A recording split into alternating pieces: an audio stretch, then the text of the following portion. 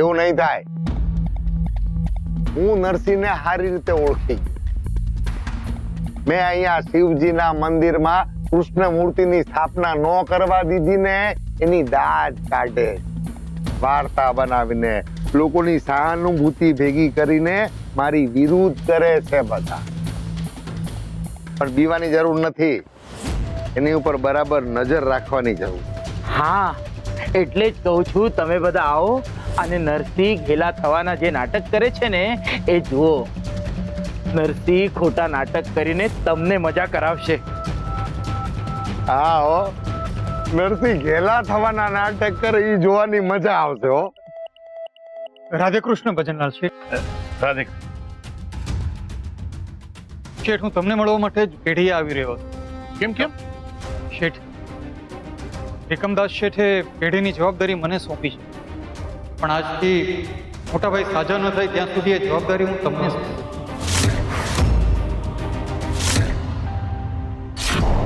આજથી હું પેઢીએ નહીં આવું. હા હા હા, એટલે આ જીવન કહેતો હતો કે તારી ડાગડી ચસકી ગઈ છે.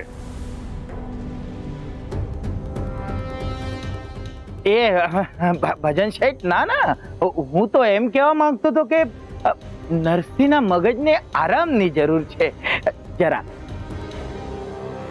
ઠીક છે, ત્યારે જેવી તારી મન. આના પર લખી આપ કે તું આજથી આ પેઢીનો કારભાર છોડી રહ્યો છે અને તારી રાજી ખુશીથી રાજીનામું આપે છે. હાલે.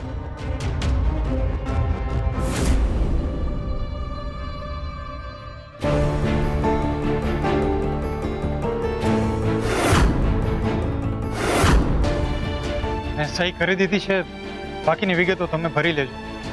હા હો. રાધે કૃષ્ણ.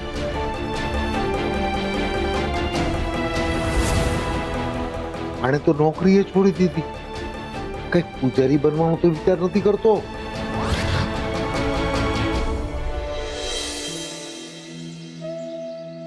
કાના, આ શું? નરસિંહ પેઢીનું કામ છોડી દેશે તો હવે કરશે શું? પોતાના પરિવારની જવાબદારી કેવી રીતે ઉપાડશે? એનો જવાબ તો નરસિંહ વખત જતા આપશે. અત્યાર પૂરતું એટલું સમજો કે નરસિંહ શબ્દોને કાગળ પર ઉતારશે અને હવે એવું સર્જન કરશે જેનાથી આખા જગતને શાતા મળવાની છે.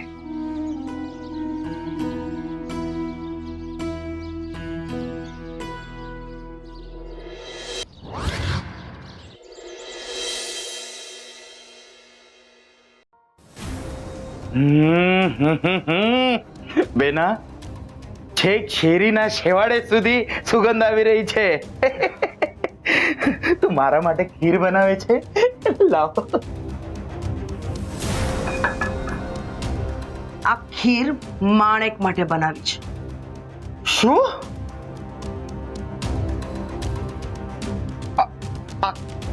આ ખીર તે માણેક માટે બનાવી છે?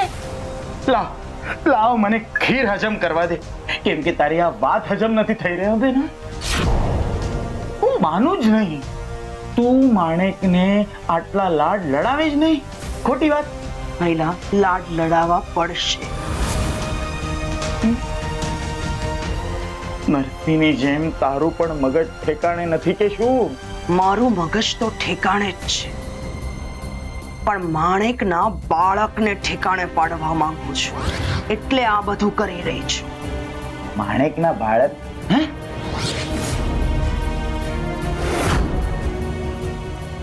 માણેકનું બાળક?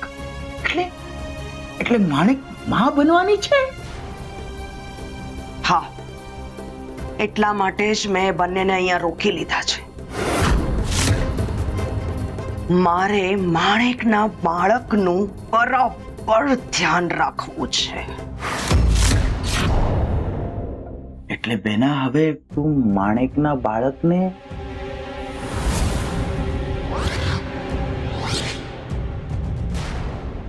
વાહ બેના વાહ. નરસિંહની શિવજી અને કૃષ્ણની વાર્તામાં હવે ખરી મજા આવશે. અત્યાર સુધી એ વાર્તામાં કોઈ અસુર નહોતો, પણ હવે બે અસુરોએ પ્રવેશ કરી લીધો છે. બેના, નરસિંહ ઘેલો થઈ ગયો છે એ વાત મેં આખા ગામમાં ફેલાવી દીધી છે અને નરસિંહના મોઢે સ્વર્ગની વાર્તા સાંભળવા ગામવાળાઓને આમંત્રણ આપી દીધું છે. એટલે હવે લેવાશે નરસિંહના નામના રાતડા અને લોકો ઉડાવશે એની આબરૂના ધજાગરા.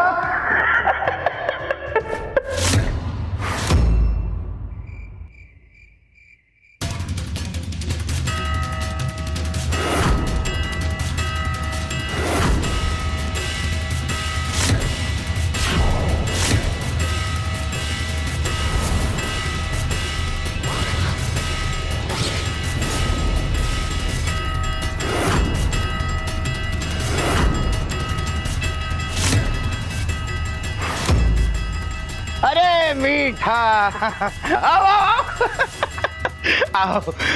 અરે મીઠા, આ તે સરસ કામ કર્યું. ભૈલા હા આ નિસરણી તે કેમ મંગાવી? બેના, હવે તું જો હું શું કરું છું.